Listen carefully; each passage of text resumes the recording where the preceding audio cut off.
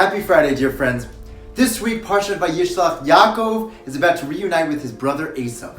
The night before they're about to reunite, Yaakov goes to retrieve some lost vessels, and he encounters a man.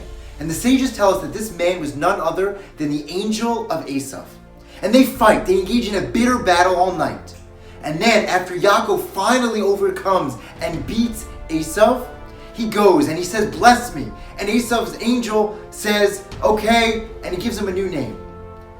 And then the Torah tells us that Yaakov named this place Peniel, which means Penei El, the face of God, because he saw an angel face to face. And then the Torah tells us the sun rose, and then Yaakov was limping on his thigh, and he called the place Penuel. Panu means to turn away from God. Wait a second. 2 seconds ago, you just told me the place is called Peniel, and it was still dark, and Yaakov wasn't limping. So now the sun rose, and now Yaakov was limping. What happened? What changed? So I want to share with you a beautiful insight. Yaakov and the angel of Esav were fighting, and this was really symbolic of the war between the Jewish people and anti-Semites for all of time.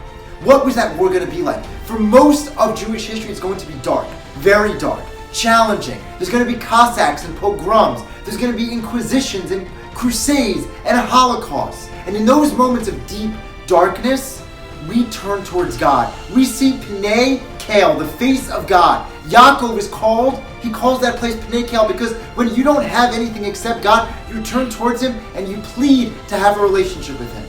But what happens when the sun rises? What happens when we have an enlightenment? What happens when you can be a Jew and you don't have to worry about pogroms anymore? Are we going to be turning towards God or away from God? And the Torah tells us what's going to happen in the end. The last time the Jews face the angel of Esav, the last time the Jews face anti-Semites, in fact, they're not going to be anti-Semites. In fact, they're going to hug and kiss us, just like Esav does the following day. The last moment, the last battle is going to be when there's light. When we don't necessarily need God, we feel like we're fine because we're being embraced. And in that moment, the Jewish people are going to limp to the finish line because Penukel, they've turned away from God. They don't look towards God anymore. And you know, my friends, we think right now, what is the biggest challenge facing the Jewish people? If you look every side, it seems like there's something going on. The Middle East is unstable as it usually is. But there's Europe and the anti-Semitism and the elections in Great Britain and the issues, the anti-Semitism just in Jersey City this week. There are so many challenges the Jewish people face, so much darkness.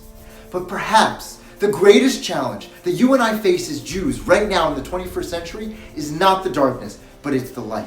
It's the fact that we can be Jews. It's the fact that we can go and assimilate and intermarry and be completely disconnected from Judaism. And this is our challenge, perhaps the challenge unique to our generation. Are we going to be Peniel people who turn and face God, or Penuel people who are limping to the finish line because we've turned away from God?